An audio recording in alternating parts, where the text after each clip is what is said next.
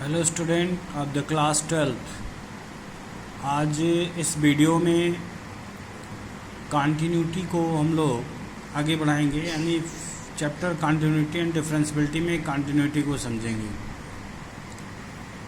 एक mathematician layman उनके definition के हिसाब से कोई भी फंक्शन हम कंटिन्यूअस तभी कर सकते हैं जब एक ग्राफ ड्रा किया जाए जो विदाउट पेन लिफ्ट किए हुए अगर हम ग्राफ को ड्रा कर देते हैं तो उसे हम लेमैन डेफिनेशन के हिसाब से फंक्शन को कंटिन्यूअस कहते हैं।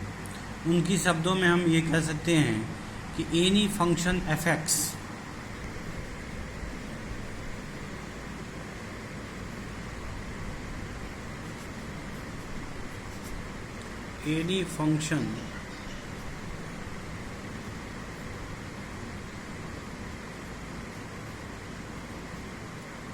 fx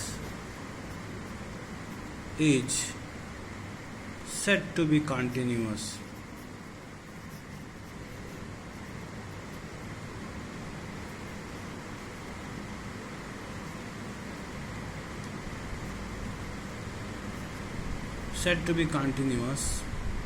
if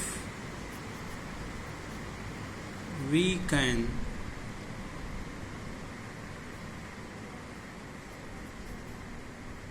draw a graph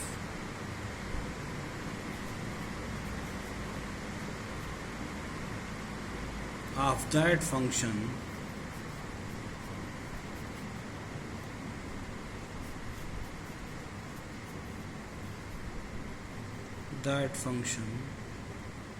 without lifting a pen. Without lifting a pen.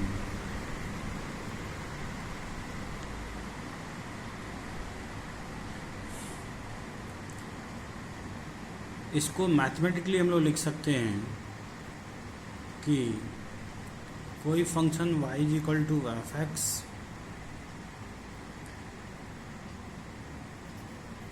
is said to be continuous at x is equal to a. This implies that limit x tending to a fx is equal to fa is equal to finite. कोई भी function अगर finite value ले रखता है तो हम उसे continuous function कहेंगे।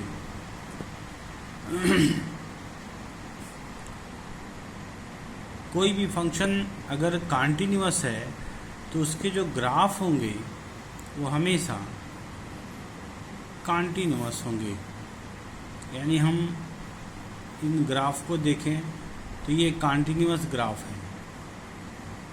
ये जो भी फंक्शन होगा वो कंटिन्यूअस ग्राफ भी शो कर रहा है और ये फंक्शन भी कंटिन्यूअस होगा। और हम बहुत सारे फंक्शनों को जानते हैं, जैसे y is equal to x square एक ऐसा फंक्शन है जो पैराबोला को शो करता है और ये पैराबोला को शो करने के साथ साथ कंटिन्यूअस भी होता है। ये ओरिजिन से होकर गुजरता है और ये कंटिन्यूअस भी होता है। y is equal to x भी एक ऐसा फंक्शन है जो ओरिजिन से होकर जाता है और ये भी एक कंटिन्यूअस फंक्शन है। इस तरह से हम फंक्शन बहुत सारे जितने भी फंक्शन जानते हैं उसमें मैक्सिमम कंटिन्यूअस होते हैं। कुछ डिसकंटिन्यूअस फंक्शन में हम कह सकते हैं कि जैसे आपने फर्स्ट ईयर में पढ़ा है greatest integer function, smallest integer function, fractional part of function, ये सब फंक्शन जो हैं ये निश्चित रूप से हम कह सकते हैं कि ये डिसकंटिन्यूअस फंक्शन होते हैं। बाकी जो फंक्शन स्क्रीन पे दिख रहे हैं या ऐसे तमाम फंक्शन जितने भी फंक्शन हैं, जैसे ट्रिग्नोमेट्रिकल फंक्शन में साइन, कास, टैन, कॉट, सेक, कोसेक, ये सभी के सभी कंटिन्यूअस फंक्शन होते हैं। लॉगरिथमिक फंक्शन कंटिन्यूअस होते हैं। एक्सपोनेंशियल फंक्शन कॉन्टिन्यूअस होते हैं, ये सभी के सभी कॉन्टिन्यूअस होते हैं। और कॉन्टिन्यूअस फंक्शन को कॉन्टिन्यूटी सिद्ध करने के लिए हमें कुछ रूल पे आना होगा। अगर कोई फंक्शन कॉन्टिन्यूअस है और उसकी कॉन्टिन्यूटी प्रूफ करना है तो हमें कुछ एग्जाम्पल से समझना होगा, या हमें एक डेफिनेशन देना होगा कि कोई भी फंक्शन किसी पॉइंट पर, जैसे मान लें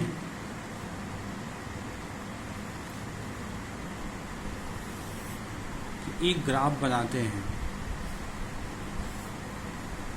और इसे हम लोग at x is equal to a देखते हैं।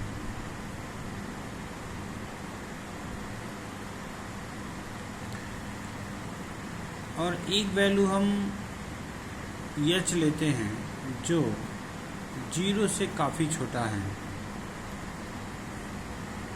और x a से थोड़ा पहले, यानी इसको a माइनस h और a से थोड़ा बाद में, जिसे हम a प्लस h कह सकते हैं।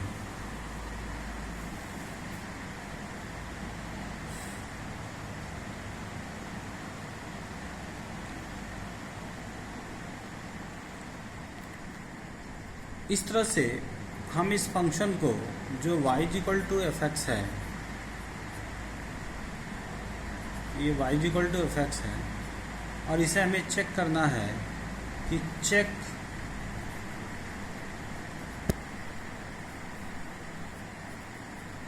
दिस फंक्शन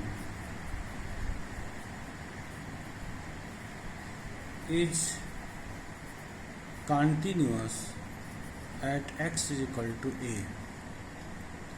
तो हमें चेक करना होगा left and right limit, left hand limit and right hand limit and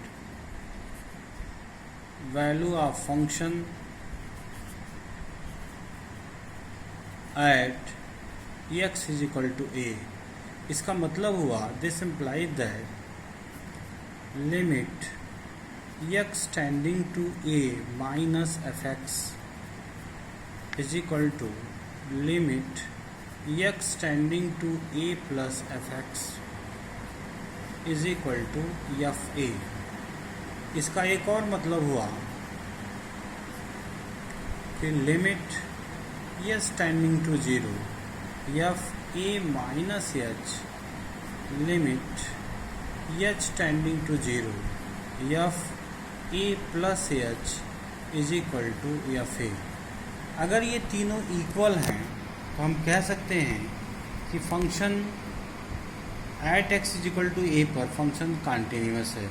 otherwise वो फंक्शन कॉन्टिन्यूअस नहीं हो सकता। जब किसी फंक्शन में जंप हो या कोई ब्रेकेज हो तो हम उस फंक्शन को कॉन्टिन्यूअस फंक्शन नहीं कहते हैं, क्योंकि उस ब्रेकेज की वजह से हम उस फंक्शन को कॉन्टिन्यूअस नहीं कह सकते हैं। एक एग्जांपल से हम और इसको समझने का प्रयास करें। कोई भी एक एग्जांपल ले लें जिससे हम फंक्शन की कॉन्टिन्यूटी को जज कर सकते हैं, रीड कर सकते हैं।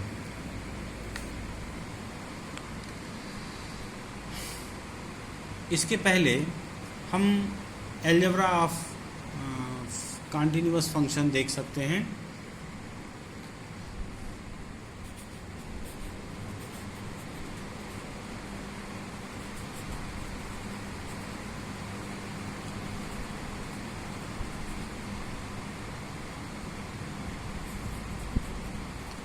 इसका मतलब ये हुआ कि let f and g are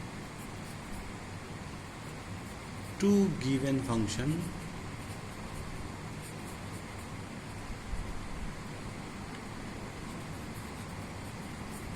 which are continuous at x is equal to c. This implies that पहला f plus g is continuous at x is equal to c. f minus g is continuous at x is equal to c. f into g is continuous at x is equal to c. और f upon g where g not equals to 0 is continuous at x is equal to c. ये algebra function हैं। और इसी तरह से हम ये भी कह सकते हैं कि अगर कोई फंक्शन दो फंक्शन कंटिन्यूस एट c, तो हम ये भी कह सकते हैं कि ऑपरेशन ऑफ टू फंक्शन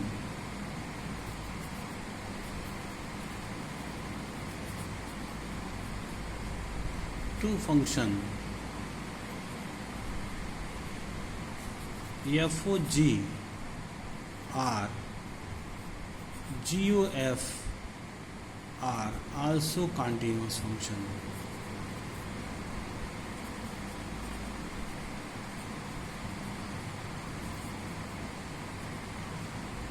इसमें हम देखते हैं कि अगर एफ ओ जी एट सी पर कंटिन्यूस है तो जी सी पर कंटिन्यूस है, तो एफ जो है जी सी पर कंटिन्यूस होगा, तो एफ ओ जी निश्चित रूप से एट सी पर कंटिन्यूस हो जाएगा। इस तरह से हम कंटिन्यूस फंक्शन को डिफाइन कर सकते हैं। और हम निश्चित रूप से ये बात समझने का प्रयास करें कि कोई भी फंक्शन कंटिन्यूस है तो ऐसे तमाम फंक्शन हमारे कोर्स में हैं कि जितने भी रेशनल फंक्शन होते हैं, जितने भी अलजेब्रिक फंक्शन होते हैं, वो सभी के सभी एवरीवेयर कंटिन्यूस होते हैं। कम से कम अलजेब्रिक फंक्शन तो ईजिली कहा जा सकता है, चाहे वो क्वाड्रेटिक इक्वेशन हो, लीनियर इक्वेशन हो, क्यूबिक इक्वेशन हो, ये सभी। और ट्रिग्नोमेट्रिकल फंक्शन में भी साइन, कास, टेन, कास, सेक, कोसेक। साइन, कास तो एवरीवेयर कंटिन्यूस होते हैं, लेकिन बाकी कोसेक, सेक, कॉट और टेन अपने डोमेन के प्रति कंटिन्यूस होते हैं। इसी तरह से लॉगरिथमिक फंक्शन भी अपने डोमेन के प्रति कंटिन्यूस होते हैं। और जो एक्सपोनेंशियल फंक्शन होते हैं ये भी अपने डोमेन के प्रति कंटिन्यूस होते हैं।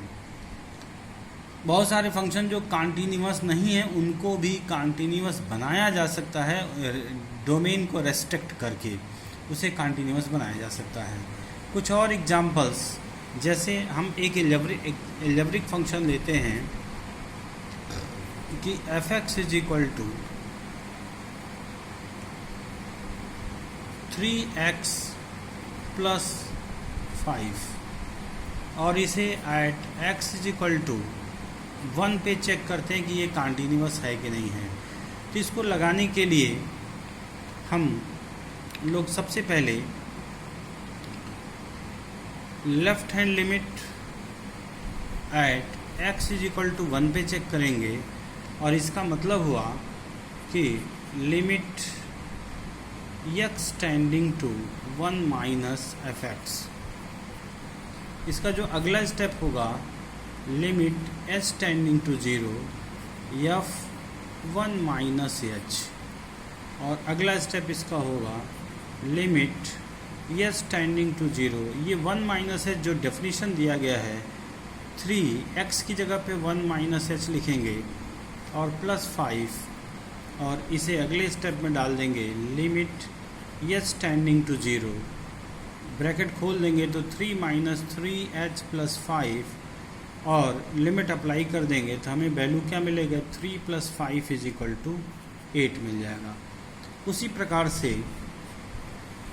हम राइट हैंड लिमिट को चेक करेंगे RHS एट RHL होना चाहिए, सॉरी, हाँ ठीक है, at x is equal to 1, तो ये लिखेंगे limit x tending to 1 plus f(x), तो अगला स्टेप होगा limit h tending to 0 1 f 1 प्लस h, इसका जो अगला स्टेप होगा limit h tending to 0 f 1 प्लस h कहाँ डिफाइंड होगा, जो फंक्शन डिफाइंड है हमारा 3 1 प्लस h प्लस 5,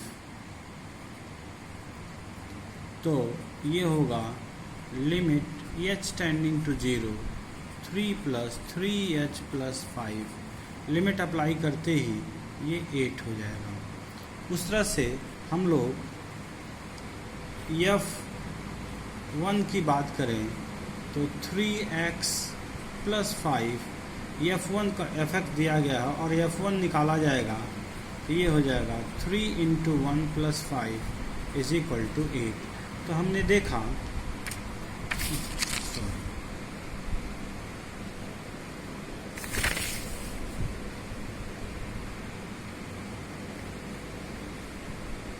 कि limit x tending to 1 - fx = limit x tending to 1 + fx = f1, और ये तीनों 8 के बराबर हैं, इसलिए हम इसे आसानी से कह सकते हैं कि this implies that the given function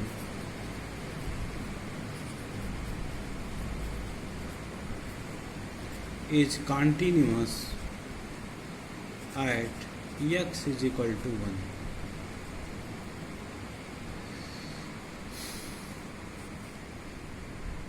इस तरह से हम ये कहना तो भूल गए कि इस पूरे वीडियो को लास्ट तक देखेंगे, लेकिन अगर सभी स्टूडेंट से मेरी यही सलाह है कि कोई भी वीडियो जो बना के पोस्ट किया जाता है व्हाट्सएप की मदद से, उसे पूरी तरह से देखना चाहिए। जब तक पूरा नहीं देखोगे सवाल समझ में नहीं आएगा। धन्यवाद इस वीडियो को देखने के लिए।